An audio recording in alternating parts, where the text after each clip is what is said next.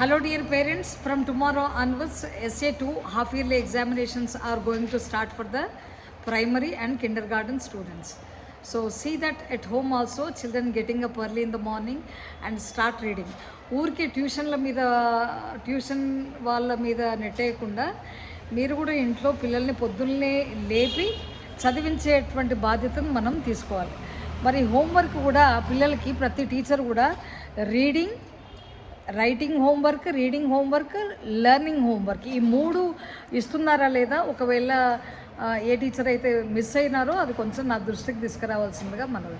Compulsory ఒక subject reading ఇస్తారు, ఒక సబ్జెక్ట్ రైటింగ్ అంటే హోంవర్క్ రైటింగ్ ఇస్తారు, ఒక సబ్జెక్ట్ లెర్నింగ్. అయితే రీడింగ్, రైటింగ్, లెర్నింగ్ ఈ మూడు వస్తే కనుక పిల్లలు అద్భుతంగా తయారవుతారు. సో ఇంట్లో కూడా లెర్నింగ్ వాల్ అనేది మీరు క్రియేట్ చేయాలనేటువంటి విషయం చెప్పాను.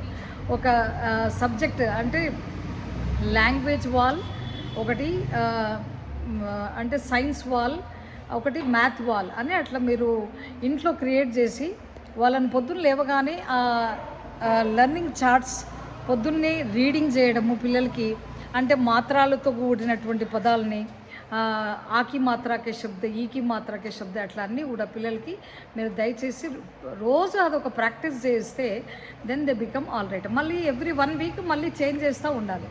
అట్లా ఇంట్లో కూడా లెర్నింగ్ యాంబియన్స్ క్రియేట్ చేసి మరి స్కూల్లో కూడా అట్లాంటి లెర్నింగ్ యాంబియన్స్ ఉంటే children they become amazing.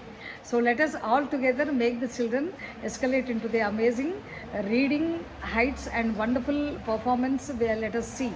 If we both together as a parent, as a teacher, as a management, student, all these four pillars work together, the amazing results will come. So let us see, we prove it and we make it. Thank you.